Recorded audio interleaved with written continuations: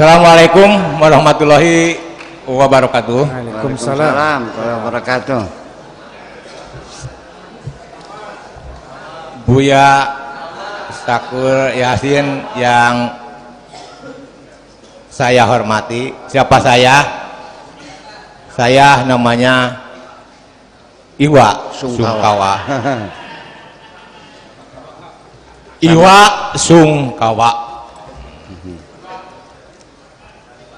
Dulu bersama-sama dengan Buya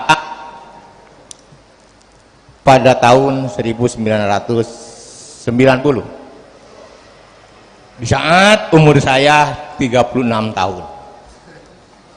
Sekarang bertemu juga dengan Buya di saat umur saya 60 tahun. Cukup lama mengamati apa yang disampaikan oleh Buya Sakur yang saya hormati, berbicara ekspresi yang didasari oleh pemikiran Buya, ide Buya, pengalaman Buya, pendapat Buya secara estetika dengan gambaran puisi atau telaahan tadi yang Buya sampaikan.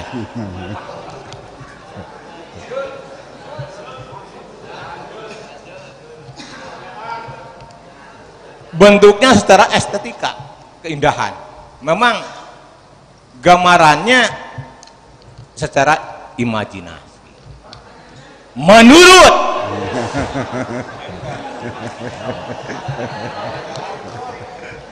saya, punten ya. Apa yang dicapai oleh dua insan ini mencapai kebahagiaan yang abadi. Pada saat berbicara kebahagiaan agama yang abadi, manusia di saat awal mengenal agama, di saat awal beragama, tentunya diawali untuk mengenal Tuhan, mengenal Allah, yang sekaligus juga ingin ketemu dengan Allah. Berbicara nafsu tadi disampaikan oleh Buya, berbicara energi yang ingin saya tanya.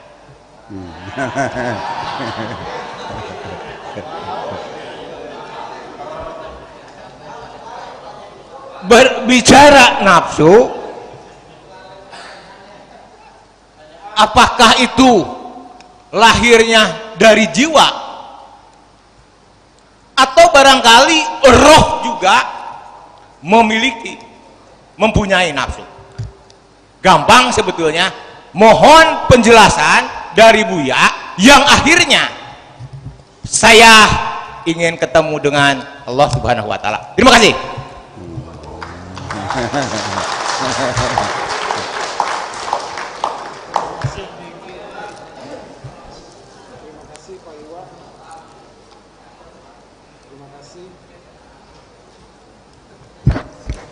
Ya, terima kasih Pak Iwa sudah menyegarkan kita semua di malam hari ini. Ya, sampai kaget-kaget, Buya juga ikut ya, kaget. Ngantuk-ngantuk hilang. Ya.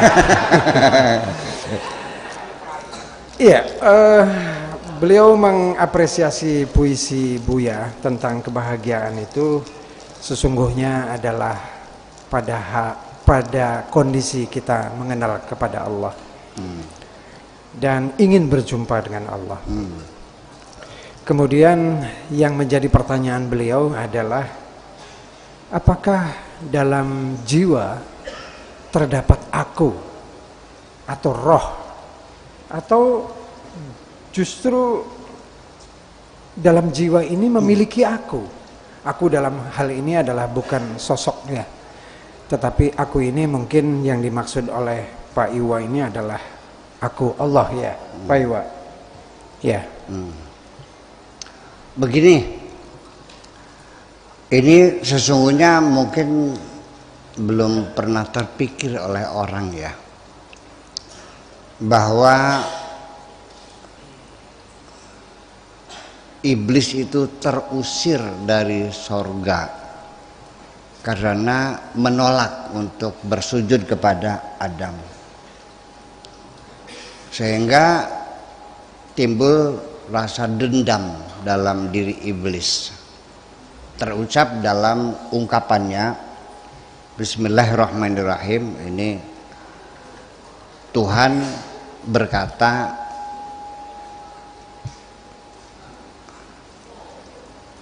tentang bagaimana iblis itu menyampaikan pikirannya.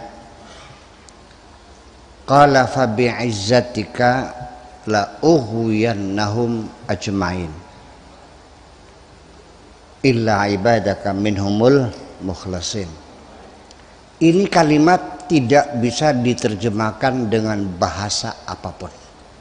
Percayalah, karena bahasa manusia tidak mungkin akan mentranskripkan atau mentransfer pikiran iblis seperti ini. Yuk kita bicara dari sisi linguistik dulu. Qala, iblis berkata, fa bi'izzatika, maka demi, baknya itu namanya bak qasam, demi. Orang bersumpah itu sudah pasti ada penekanan, ada stressing, artinya tidak main-main, demi Allah, kan begitu. Kemudian yang dijadikan alat sumpah adalah kebesaran Tuhan, bi'izzatika, itu juga menjadi simbol akan kesungguhan iblis. La ughwiyannahum ajmain, lamnya itu lam taukid, jadi satu ba qasam, dua izzatun juga sebagai tanda penguat, taukid juga. La ughwiyannahum, lamnya lam taukid tiga, ughwiyannahum, akan kugoda, ada nun taukid sakilah. Nun taukid sakilah itu sama dengan dua nun taukid khafifah, berarti dua, berarti lima. Kemudian ajmain itu sebagai taukid lagi, 6. Coba bayangkan, intinya iblis akan kugoda, manusia akan kugoda, tetapi dengan kata penguat 6 kali. Artinya kalau di Indonesia kan, aku pasti, aku pasti, aku pasti, aku pasti, aku pasti, aku pasti menggoda manusia. Mungkin nggak diterjemahkan begitu, nggak ada bahasanya. Itu semuanya Allah melalui bahasa Al-Quran. Dan ini bukan karangan manusia, tapi adalah firman Tuhan yang menggambarkan betapa dendam kesumatnya iblis menggoda manusia. Gara-gara Adam dia terusir dari surga. Itu. Ini satu sisi di luar kita. Tetapi dalam diri kita sendiri, Allah juga melengkapi ya hidup dunia ini, supaya kamu bisa menikmati hidup di dunia ini, mendapatkan kesenangan, bisa menghirup udara yang segar, bisa menghirup wangian, bisa menyentuh sesuatu yang lembut, bisa mendengarkan musik yang enak, melihat pemandangan yang indah, merasakan masakan yang lezat. Itu semuanya supaya itu maka manusia diberi nafsu supaya kita senang. Kalau tidak ada nafsunya, enak nggak megang paha istrimu? Tanpa nafsu megang paha kenyenyes, adem, silem. Kalau nggak ada nafsu, nggak bisa membedakan ikan asin sama sambal goreng. tidak bisa membedakan wajah yang cantik dan wajah yang tidak cantik. Betul nggak? Nah, ini semuanya sekaligus nafsu itu juga menjadi alat uji bagi Tuhan. Akan menjadi hijab juga. Kenapa seperti dikasih nafsu?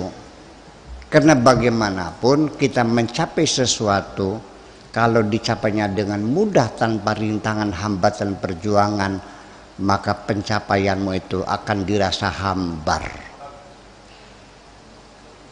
Tapi kalau kita mencapai sesuatu karena berjerih payah, waduh bahagianya bukan main. Kita ngelamar perempuan ditolak mentah-mentah, suratnya disobek, pret, banting lantai diiles-iles ke kaki, kayak apa sakitnya? Sampai kamu dadak berguru sama Baridin. 40 hari kamu puasa, nggak makan, nggak minum, nggak tidur, iya kan? Dengan susah payahnya, begitu akhirnya cintamu diterima, kamu akan merasa bahagia yang berlipat-lipat ganda karena setelah perjuangan panjang. Betul nggak? Orang yang kaya raya karena warisan, dia tidak merasakan kebahagiaan masa depannya. Beda dengan orang yang kaya modalnya modal dengkul. Ya, jatuh bangun. Saya kira memang itu diperlukan supaya kita merasakan kenikmatan di dunia ini. Nah, yang cilaka ini setan ini seringkali berkolaborasi dengan nafsumu itu. Itu persoalannya. Makanya kalimat illa ibadaka minhumul mukhlasin, itu setan tidak akan bisa berkolaborasi dengan nafsumu itu, karena nafsunya sudah dikendalikan oleh Allah Subhanahu wa Ta'ala. Jadi nanti beda antara mukhlisin dengan mukhlasin. Kalau mukhlisin, kita yang ada ruangan ini tergolong mukhlisin, orang yang kepengen belajar ikhlas, pengen mengikhlaskan diri kepada Allah, tetapi baru isim fa'il, kita sebagai pelaku yang berusaha. Tapi kalau al-mukhlasin ini isim maf'ul, artinya sudah distempel oleh Allah, Anda sudah mendapat stempel, tidak akan tergoda oleh iblis itu. Kemudian dalam diri kita di samping jasad juga ada roh, ada nafsu, ada akal, ada hati, ada perasaan, ada angan-angan. Itu dalam software kita itu ada cita-cita, angan-angan, perasaan, dan memori, emosi, segala macam, semua itu adalah merupakan peranti lunak semuanya dalam diri kita ini, yang berada di dalam jasad kita ini. Semuanya baik jiwa maupun roh itu tidak pernah bisa didefinisikan. Ilmu jiwa itu sekalipun namanya ilmu jiwa, tapi ilmu jiwa sampai sekarang tidak pernah mendefinisikan jiwa itu apa. Karena ilmu jiwa itu ilmu yang mempelajari gejala-gejala jiwa. Ini jadi sama dengan orang mempelajari fisika kuantum, fisika partikel berbentuk elektron, neutron, dan proton, foton dan sebagainya, yang tidak bisa dilihat oleh mata, tidak bisa dilihat dengan mikroskop karena saking sangat kecilnya. Jadi artinya bahwa proton itu berapa besarnya, itu adalah inti dari atom adalah proton, ada neutron, ada elektron. kalau pengen tahu proton itu seperti apa, ini atom ini masih dibesarkan segede bumi ini, sebesar bumi ini. Nanti protonnya akan kelihatan sebesar kelenteng. Tahu kelenteng? Bijinya kapuk. Atomnya dibesarkan sebumi ini, nanti protonnya sebesar atom. Itu saya kira seperti itu. Nah kemudian dibesarkan lagi 20 meter diameternya, baru kelihatan elektronnya. Jadi sangat tidak mungkin. Nah maka jiwa juga seperti itu. Kalau masuknya itu artinya dalam fisika partikel yang dipelajari adalah gejalanya. Dan kita bisa membedakan. Nah Tuhan saja memberikan isyarat, yasalunaka anir ruh qulir ruhu min amri rabbi. Mereka bertanya kepadamu tentang roh. Katakan roh itu urusan Tuhanmu. Awas, pengertian roh urusan Tuhanmu ini bukan, jangan diartikan Allah melarang kita meneliti tentang roh. Silahkan Anda teliti, silahkan. Tetapi nanti di penghujungnya Anda harus terpaksa akan mengatakan aku tidak tahu pada akhirnya. Karena itu adalah apa yang mereka temukan tentang roh itu sebetulnya baru merupakan jasad rohnya saja. Ya, bukan rohnya itu bisa ketahui. Nah, roh itu apa? Roh itu adalah energi yang langsung bersambung dengan kekuasaan Tuhan. Seperti kereta listrik gitu. Dia akan bisa maju, bisa mundur, bisa berhenti, bisa cepat, bisa pelan, itu ketika ada setrum. Kalau setrumnya putus, seseorang itu mati karena rohnya meninggalkan jasadnya. Ya kan begitu. Dan roh itu tidak mati. Karena energi itu tidak mati, energi Tuhan itu. Makanya Allah mengatakan wa idza sawaituhu wa nafakhtu fihi mir ruhi. Ketika manusia itu sudah ku ciptakan sempurna, lalu kutiupkan wa nafakhtu, kutiupkan fihi, di dalamnya, mir ruhi, dari rohku. Jadi artinya bahwa tetap kita tidak akan bisa melihat, mendefinisikan roh itu. Kalau kita katakan secara definisi demonstratif, definisi boleh, atau dalam bahasa Arab namanya al-hadbir rasm. Katakan saja roh itu adalah inti kehidupan, boleh. Roh itu adalah inti kehidupan. Jadi yang hidup itu adalah roh. Kemudian ada lagi perasaan, ingatan, memori, ada hati, ada akal dan pikiran. Ini semuanya berkolaborasi semuanya itu.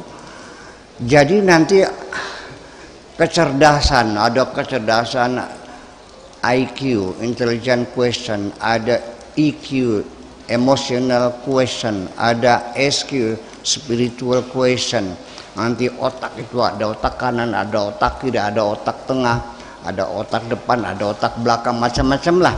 Sampai sel-sel otak itu sampai sekitar 15 miliar sel dalam otak kita ini, dan saling berkomunikasi. Itu semuanya cara kerja otak kita seperti apa. Masih dalam penelitian semuanya. Nah, tetapi nanti pada akhirnya bahwa nafsu itu adalah tentu jaringannya melalui ada otot, ya, ada otot lurik, ada otot angkat, ada otot bebas dan sebagainya, dengan semua saraf jaringannya. Itu semuanya terkendali di otak kita ini semuanya ini. Ketika kita ketika birahi itu muncul kapan? Laki-laki dari mata, sensitivitas laki-laki di mata. Laki-laki cukup melihat saja wajah yang cantik dan bodi yang seksi, melalui mata langsung diproses oleh otak dan menimbulkan syahwat. Tapi kalau perempuan, kalau belum diuus-uus belum. Ngerti uus-uus dong? Ya. Nah, ketika proses itu terjadi, saraf kita bekerja akan menegang bagian-bagian yang perlu tegang. Dan ketika itu menegang, otak kita menjadi bodoh. Ya. Dan itu semuanya proses bekerja antara otak dengan hati kita, dengan perasaan kita, dengan pikiran kita semuanya. Dan ternyata dikiranya itu terpisah. Ternyata otak dan hati itu terhubung 4 jalur. Ya. Jalur apa namanya? Jalan tolnya dua jalan tol. Jadi masing-masing punya receiver dan punya transmitter semuanya. 4 jalur itu melalui gelombang saraf, melalui mikrobiologi, melalui gelombang elektromagnetik, dan lagi dengan gelombang tekan melalui apa namanya pembuluh darah kita dari jantung, pop itu juga menjadi pengantar gelombang dalam komunikasi antara hati dan otak kita itu. Nah, itu semuanya dalam proses itu terjadi dialog. Nah, lalu nafsu ini di mana adanya?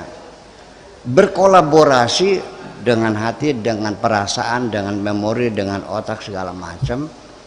Nah, ini makanya ketika Nabi Yusuf itu hampir berselingkuh dengan Zulaikha, yang mengatakan Zulaikha ya, di akhirnya dia mengaku ya, kalau setelah disaksikan oleh seorang bayi yang berkata kalau yang sobek baju depanmu berarti kamu yang salah, Zulaikha yang benar, kalau baju yang sobek itu belakang, Zulaikha yang salah, kamu yang benar.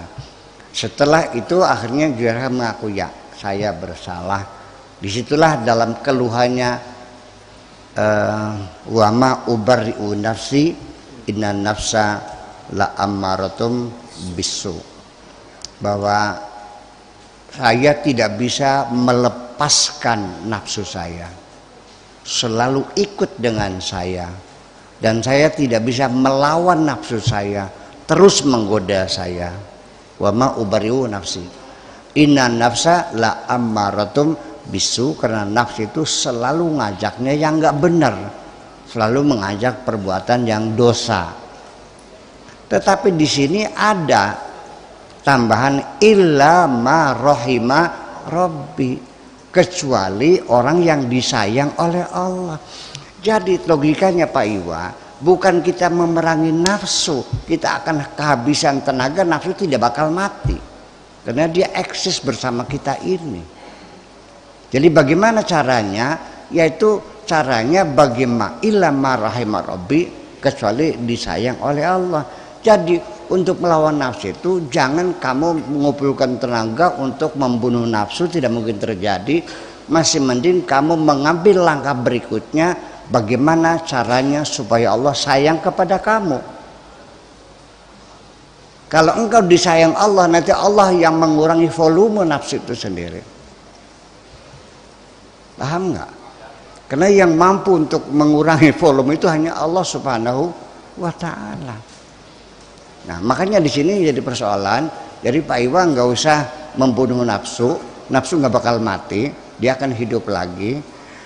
Pak Iwanya melek, nafsunya melek. Pak Iwanya tidur, nafsunya melek.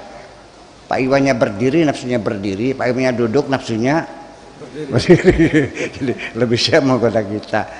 Dan oleh karena itu dan juga kita harus mencegah jangan sampai dibiarkan si setan itu berkolaborasi dengan nafsu kita. Nah, ini kan ada persekutuan antara nafsu dengan setan itu, bersama-sama menggoda kita. Nah, ketika setan itu menggoda kita berkolaborasi dengan nafsu, maka di situ kita tidak sadar ini godaan setan. Kamu merasakan inilah tuntutan biologi saya, ini tuntutan keinginan saya, ini harapan saya dan cita-cita saya. Jadi saya kira Di penghujungnya setan dipukul, pergi, datang lagi, diinjak-injak, pingsan, bangkit lagi. Sampai kapan? Ya sampai kamu mati. Baru setelah kamu mati, nafsu itu akan mati bersamamu itu. Nafsu jangan dibunuh total, nanti kamu jadi malaikat. Bedanya malaikat sendiri juga iri hati melihat manusia, enak banget manusia ya bisa menikmati gitu kan gitu. Ternyata setelah diuji itu malaikat namanya Harut dan Marut, ternyata nggak kuat juga itu makanya. Nah, dengan ujian nafsu inilah makanya Bapak Iwa yang saya hormati, disinilah satu batu uji manusia, stikiat ya, tolok ukur manusia. Karena manusia punya nafsu, maka manusia itu ketika dia berbuat kebaikan, maka dia lebih mulia dari malaikat. Karena dia membawa beban nafsu, beban jasad dan sebagainya. Tetapi ketika manusia berbuat jahat, mereka lebih hina daripada binatang karena dia merendahkan roh yang mulia yang ada di dalam jasadnya menjadi rendah seperti binatang, maka lebih jahat dari binatang. Makanya Allah mengatakan ulaika kal anami balhum adallu. Mereka seperti binatang, bahkan lebih elek, lebih jelek daripada binatang. Jadi berterima kasihlah kepada Allah kita diberi nafsu, gitu aja. Terima kasih. Iya. Terima kasih Buya. Saya jadi sadar bahwa tulisan dungu itu ternyata saya baru rasakan. Kalau kita ini dijelaskan tadi sama Buya betapa dungunya kita ini. Ya, dungu. Dan ini sebelum kita beranjak ke topik yang lain, masih tentang ruh ini Buya. Ini ada Pak Joni di Jakarta. Tadi Buya mengatakan ruh itu tidak mati. Berarti hakikatnya orang itu tidak mati. Ya. Berarti lawan hidup itu bukan mati. Ya. Apakah lawan hidup itu berarti kehidupan Buya? Roh itu tidak mati. Bagaimana matinya? Yang roh itu sumber kehidupan. Yang mati itu jasadmu. Yang mati itu jasadmu. Sekarang begini, punya internet nggak? Internet. Dibuka nggak nyala. Yang mati ini apakah hardware, software yang ada di kamarmu atau memang tidak ada sinyal? Nggak ada sinyal. Nggak ada sinyal. Jadi bisanya itu keluar gambar karena ada sinyal. Sinyal dari Google itu nggak pernah mati, dia terus 24 jam seluruh dunia ini. Ya kan begitu, ini contoh sederhana aja gitu. Berarti energi itu nggak hilang. Dan sesungguhnya nanti kita akan katakan lagi begini, ini persoalan tentang keabadian. Ini menjadi polemik besar dan sampai sekarang belum selesai. Yang terjebak di situ adalah Imam Al-Ghazali dengan Ibnu Rusdi. Termasuk Ibnu Rusdi, Ibnu Sina, itu mereka para filosof, ahli fisika, ahli kedokteran dan sebagainya. Itu selalu mereka matinya mengenaskan semua kok terusir, kok tertindas. Karena masyarakatnya nggak paham. Iya, jadi ini saya sekali mumpung ingat.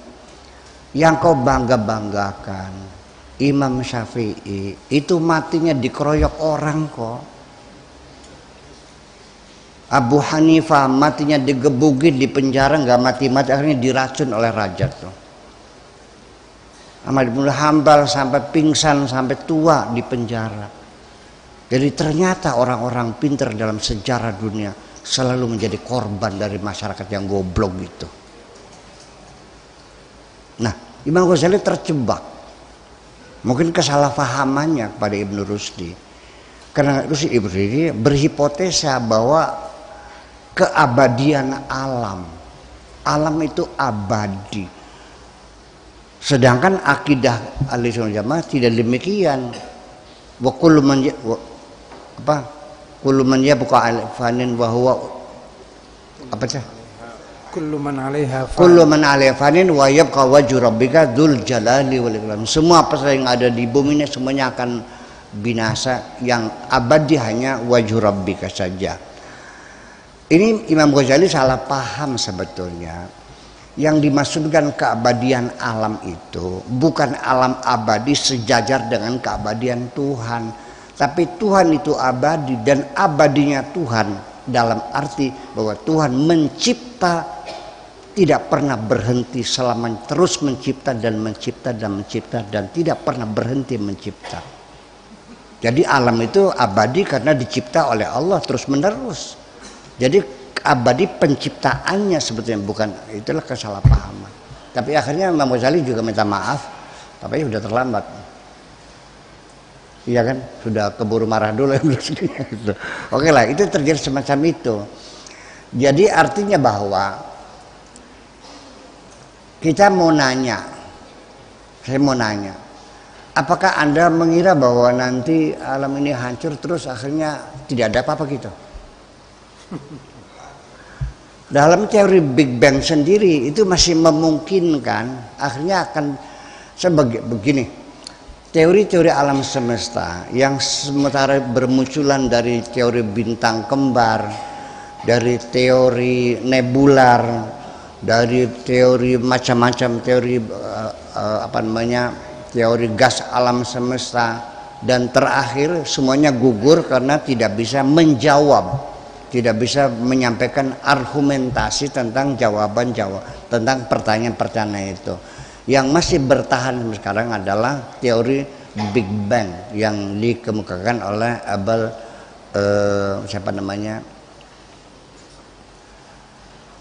dari Belgia itu. Ya, itu. Nah ini Georges Lemaitre dia orang gereja itu. Pada akhirnya nanti ketika bintang-bintang itu tutup usia, artinya semua bintang akan ada masa hidupnya, ada mati. Nah, ketika bintang itu mati adalah ketika mendingin permukaannya, di dalamnya masih memanas, dan itulah namanya akan kematian bintang ditandai dengan meledak. Meledaknya bintang itulah yang disebut dengan supernova. Ledakan bintang ini akan menimbulkan tata surya baru. Dan bumi yang kita duduki ini adalah baru layak dihuni makhluk hidup itu setelah 4 miliar tahun lamanya. Dari ledakan pertama sampai terjadinya bumi yang bulat dengan sempalan mata bulan yang mengorbit ini, dan bumi berrotasi mengelilingi matahari beserta planet-planet yang lain, itu 4 miliar tahun yang lalu baru adanya oksigen, air dan sebagainya. Dan namanya alam semesta itu maksudnya Allah terus akan mencipta dan mencipta dan mencipta, sehingga berkesimpulan sampai kepada Nabi Adam yang kau pelajari dari kitab sucimu itu. Pertanyaannya itu, Adam yang kamu pelajari episode yang keberapa sesungguhnya? Dari isyarat Al-Quran sendiri mengatakan ataj'alu fiha may yufsidu fiha wa yasfikud dima. Untuk apa engkau ciptakan manusia yang nantinya akan perang saudara, banjir darah dan merusak? Tidakkah cukup kami saja bertasbih? Kalau begitu berarti malaikat pernah menyaksikan adanya pertempuran antara umat manusia dan banjir darah sebelum Adam. Jadi kita bertanya, Adam sekarang itu episode yang keberapa? Pertanyaan saya berikutnya, ketika dunia sudah digulung, langit digulung, setelah itu apakah Tuhan pensiun? Tidak. Nanti untuk selamanya abadal abidin, selama-lamanya dan tidak berakhiran, Tuhanmu manyun, lihat orang di sorga tertawa terbahak-bahak terus menerus dengan keakhiran, dan melihat orang menjerit-jerit kesakitan di neraka. Ataukah setelah itu Tuhan mencipta alam lagi yang baru? Allah punya sifat bukan khalik tapi al-khallaq, yaitu yang senantiasa selalu mencipta. Saya kira begitu.